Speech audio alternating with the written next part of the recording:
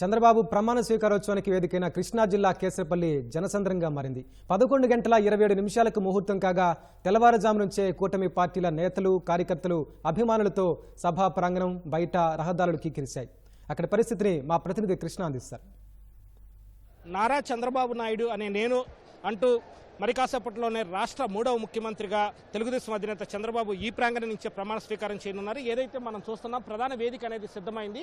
అక్కడ 2 పోడియంలు అనేది ఏర్పాటు చేయడం జరిగింది. కుడివైపు ఉన్న పోడియం వద్ద గవర్నర్ నిలబడి ప్రమాణ స్వీకారం చేయిస్తారు. అలాగే ఎడమవైపు ఉన్న పోడియం వద్ద తొలుత రాష్ట్ర ముఖ్యమంత్రిగా చంద్రబాబు ప్రమాణ స్వీకారం చేస్తారు. ఆ తర్వాత వరుస క్రమంలో మంత్రులుగా ఎంపిక చేస్తున్న వారు ప్రమాణ స్వీకారం చేసే అవకాశం ఉంది. చంద్రబాబు తర్వాత పవన్ కళ్యాణ్ ప్రమాణ స్వీకారం చేసే అవకాశం ఉంది. ఆ తర్వాత ఇక మంత్రులు వారీగా ప్రమాణ స్వీకారం అనేది చేయనున్నారు. మొత్తంగా ప్రధాన వేదిక అనేది ఈ విధంగా సిద్ధమైందని చెప్పాలి. ఈ వేదిక మీదకి అటు ప్రధాని నరేంద్ర మోదీ కానీ, అట్లాగే రాష్ట్ర మంత్రులు కానీ, ఇతర ముఖ్యమైన విశిష్ట అతిథులు కానీ ఈ ప్రాంగణం మీదకే రానున్నారు. అలాగే పక్కనే ఇక అతిథులు, ఇతర విశిష్ట అతిథులు కూర్చునేందుకు కూడా ఏర్పాట్లు అవి చేయడం జరిగింది. మొత్తంగా చూస్తే కనుక ఈ సభా ప్రాంగణానికి ఉదయం నుంచే మాత్రం సందర్శకుల తాకిడి పెద్ద ఎత్తున బోటెత్తిందని చెప్పాలి.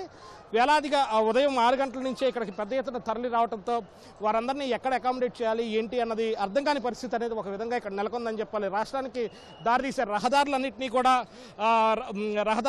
కూడా దిగ్బంధం చేయడం, పోలీసులు ఉద్దేశపూర్వకంగానే ట్రాఫిక్ జామ్ చేయడం వంటి ఘటనలు అనేవి చోటు చేసుకుంటా అటు గుంటూరు నుంచి విజయవాడ వచ్చే రహదారులు కానీ, అలాగే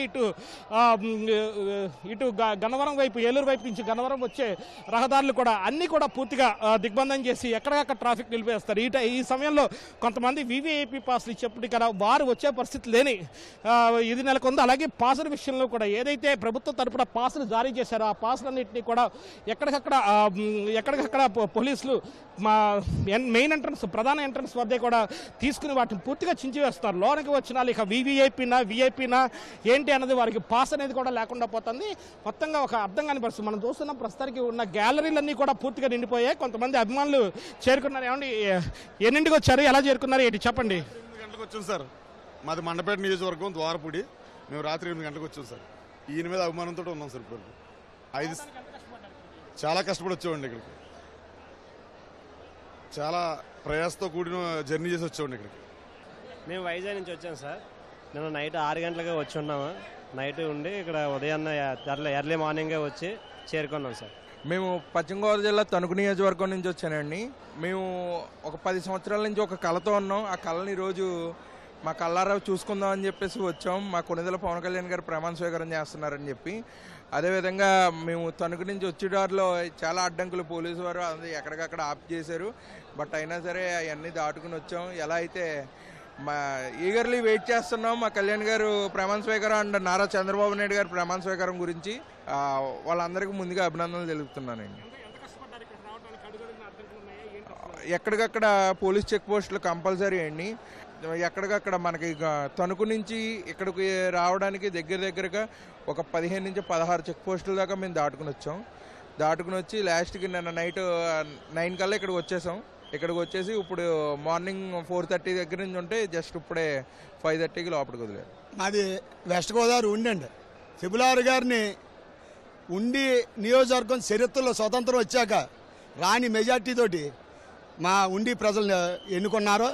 ఇప్పుడు మా చంద్రబాబు నాయుడు గారు చూడు, ఇప్పుడు ఈ రోజు నుంచే రాష్ట్రం అభివృద్ధి అంచెలంచెలుగా ఆయన అభివృద్ధి చేసి ఇవాళ రాష్ట్రాన్ని స్వర్ణాంధ్రప్రదేశ్ దిశగా తీర్చిదిద్దడానికి ఒక మహానుభావుడు.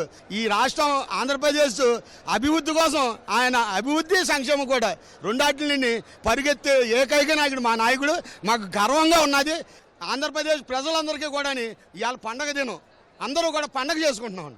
మీరు చెప్పండి, ఏంటి అక్కడ పడిపోయినట్టున్నారు, ఒళ్ళంతా బట్టలన్నీ నలిగిపోయి బురదగా ఉంది, ఏంటి సంగతి? మేము వివిఐపి పాస్లోనే బయట క్రౌడ్ చాలా ఎక్కువ ఉంది. సో లోపలికి రావడానికి వివిఐపి పాసులతో మాకు రావడానికి గంట సమయం పట్టినటువంటి పరిస్థితి. సో ఆ పరిస్థితిలో వాళ్ళు నెట్టులాటలో తోపులాటలో జరిగిందనమాట.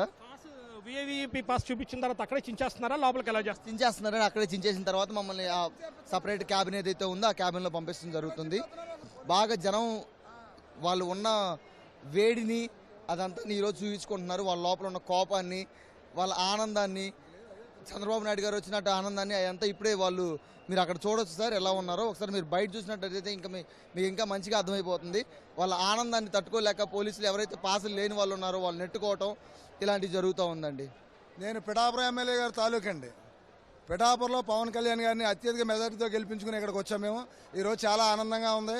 పవన్ కళ్యాణ్ గారిని అసెంబ్లీలో కాలు పెట్టనని అన్నారు, అలాంటిది ఈరోజు కాళ్ళు తన్నుకుని వస్తాడని చెప్పడానికి మేము రెడీగా ఉన్నాం.